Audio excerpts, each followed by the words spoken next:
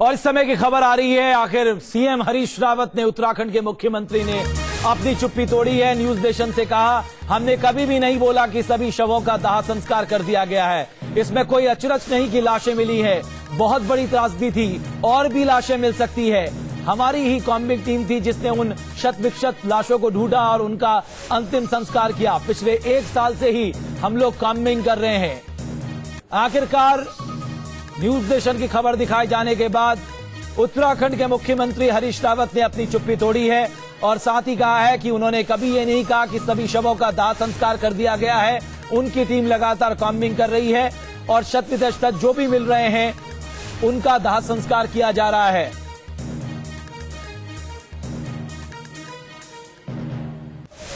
News nation की इस खबर पर उत्तराखंड के मुख्यमंत्री हरीश रावत ने कहा है कि अभी भी कई और शव वहां पर मिल सकते हैं, लेकिन सवाल यह है कि साल भर बीतने को है इस त्रासदी के, तो ऐसे में इस घटना से क्या सबक लिया गया है।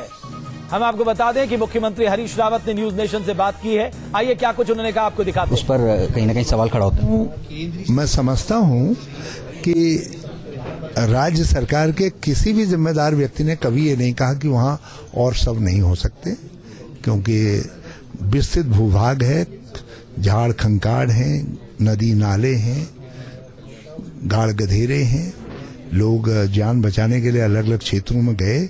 कुछ संभावना ऐसी हो सकती हैं, और जहां लाखों लाख टन मलबा आया हो, मिट्टी आई हो, बोल्डर आए हों, और सब कुछ आपने नीचे उसने दबा दिया हो, तहस नहस कर दिया हो, तो वहां और सब नहीं हो सकते हैं, ये दावा कोई नहीं करेगा।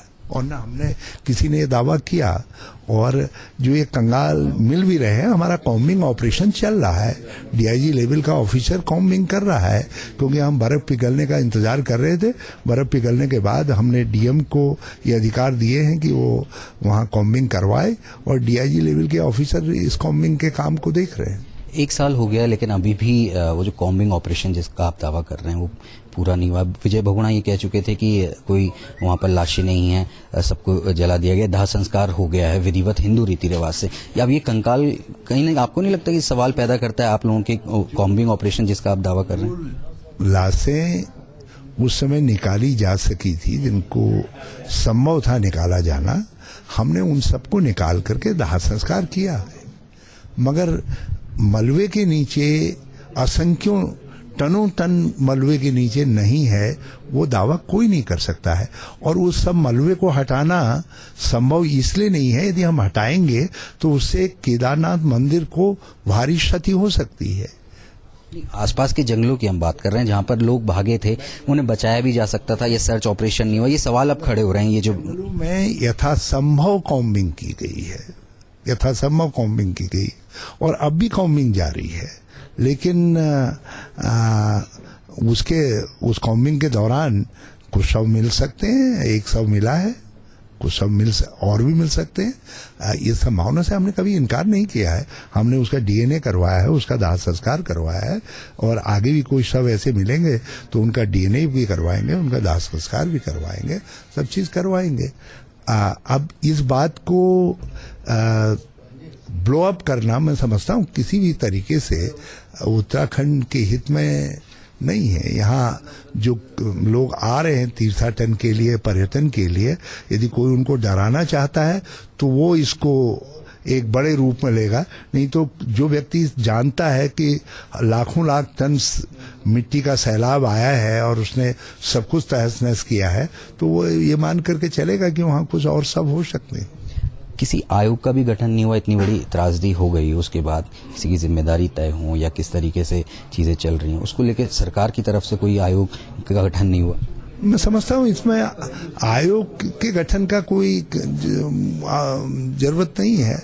ये तो हमारी सरकार की जिम्मेदारी थी, हम जिम्मेदार थे, आज मेरी जिम्मेदारी है, हम लोग उस जिम्मेदारी को मानते हैं, और इसमें कोई उसकी बात नहीं है। मगर प्राकृतिक आपदा कभी आए, अब उसके लिए कोई आयोग जो है, यदि कहीं कोई डैम फटा होता या कोई और चीज हुई तो ये तो एक प्राकृतिक आपदा थी और मैं समझता हूं कि इसमें कितना व्यवहारिक होगा आयोग का गठन करना और इससे जो विकास ने जो काम हम कर रहे हैं फिर से उस एरिया को रिबिल्ड करने की जो काम कर रहे हैं वो सारी प्रोसेस पे इसका असर पड़ेगा। तो चलिए, ये थे सीएम साहब जो ये कह रहे हैं कि किसी लाशें अभी और भी मिल सकती हैं, कंकाल अभी और भी मिल सकते हैं और कॉम्बिंग ऑपरेशन जारी है। साथ ही वो ये भी कह रहे हैं कि ये दावा किसी ने नहीं किया कि अब केदारनाथ में लाशें नहीं हैं। देहरादून से वीडियो जर्नलिस्ट सोनी कुमार के साथ Robin Singh Chauhan, NN UP Uttarakhand.